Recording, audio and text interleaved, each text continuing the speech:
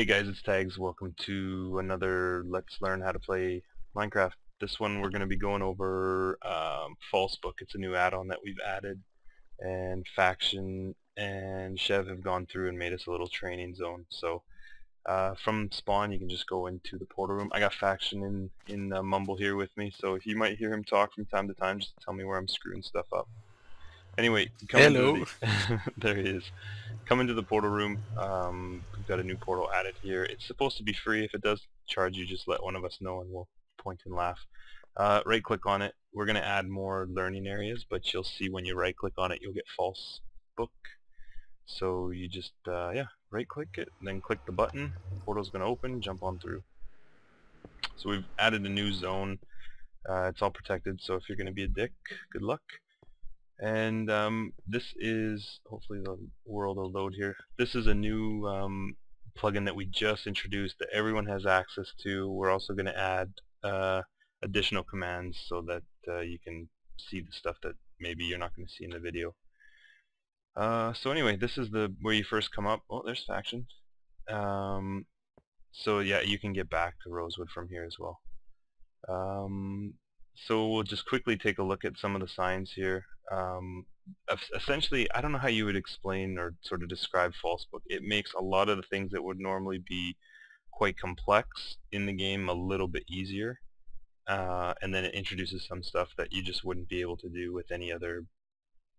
I don't know. Does that make sense, Faction? It pretty much just makes some things easier and adds some new functions. Yeah, Okay. like the bridge and wireless. Right. Okay, so anyways, you're going to see a lot of signs. There's going to be switches all over the place, but just some quick basics here.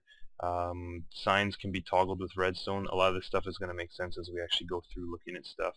You right-click on signs to use them, and that's just an example of one that we'll see where you put the big brackets and then the word bridge in the middle.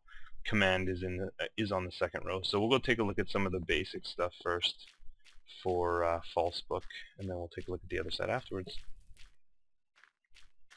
And I think I saw Manfox complaining about losing a job, so he's just gonna have to wait because we're both busy. So the first one's just an elevator, and like the sign says, pretty self-explanatory.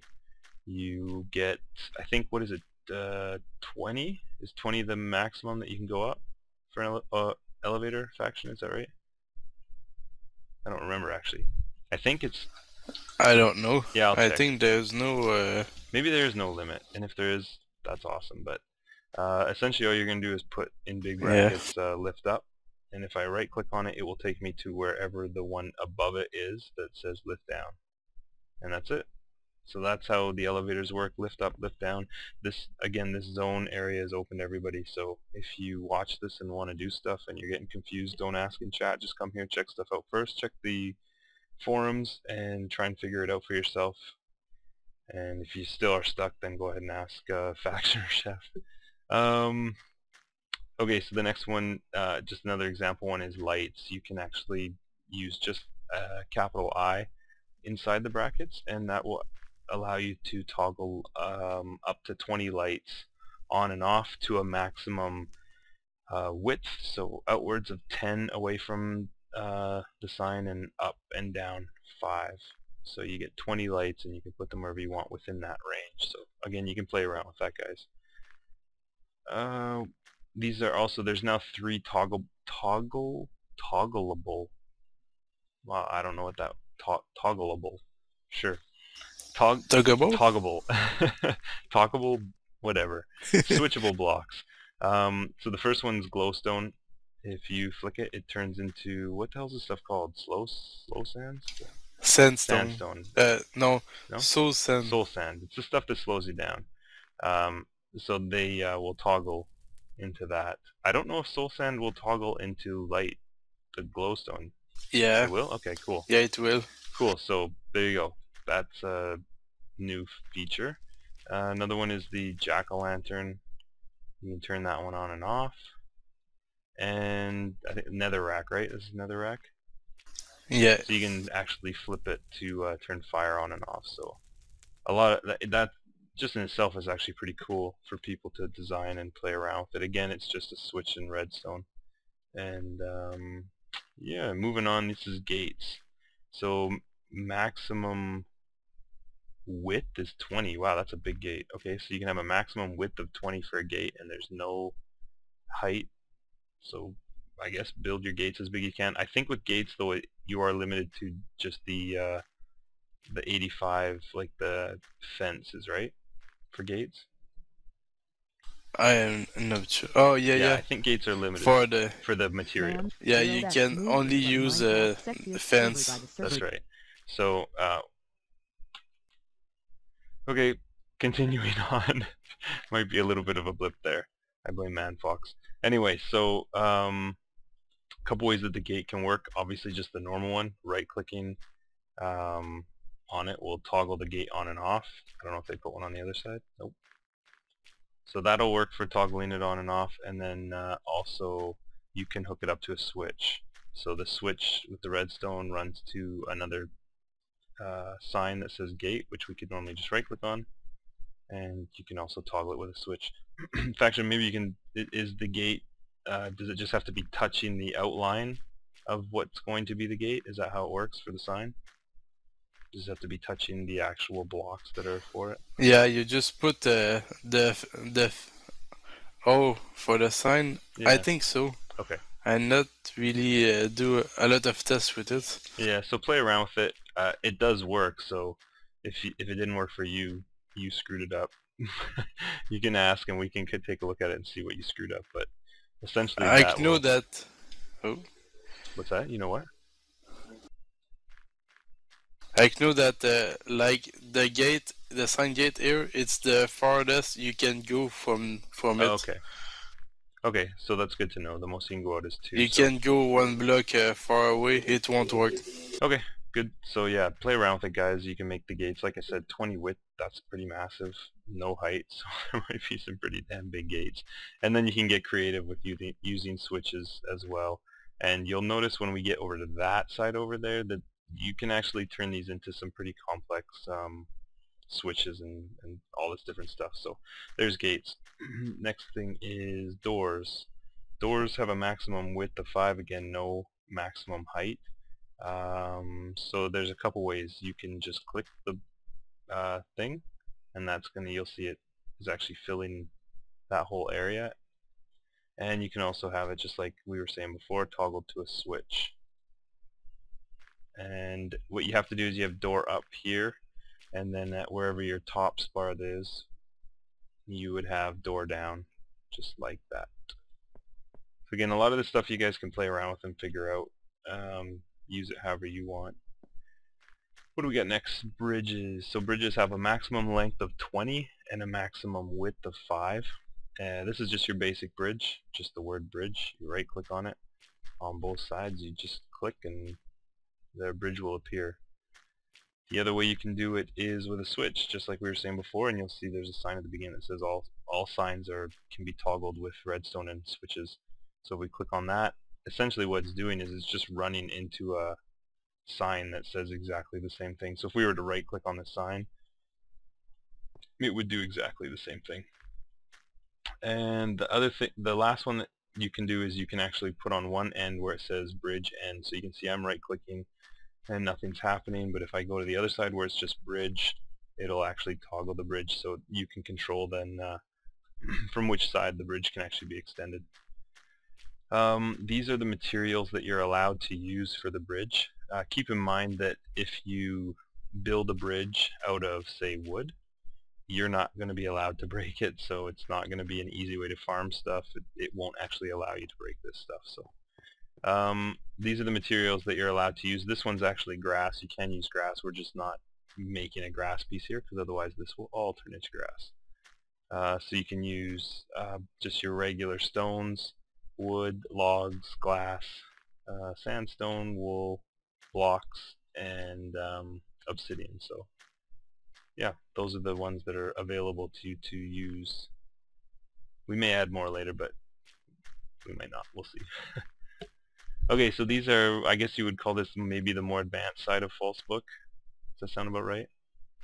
So the more, well, at least for me, I find it more, this isn't for me. Yeah, it's an integrated circuit. Integrated circuit. So this is for the people who like to build stuff and make crazy stuff and completely different from me. So um, you don't have to, just like they're saying here, you don't have to type whatever this word is on the top. You're using these codes that's in the second line. Again, we're going to have some links on the forum, on this same forum for Falsebook, that will tell you what some of the different codes are and what they do. We don't cover what we do. We cover half of them, maybe close to half of them, if that. There's a lot. There's a lot of different codes you guys can use. So people who have done, Well, we covered the basic. yeah, there's a lot more advanced ones. So people that have done that kind of stuff before and know and blah blah blah. You can look on the forums. I'm not even going to get into it because I'm going to confuse myself. Essentially, this first one, this is the one I like. I just think it's cool. It's essentially a wireless redstone.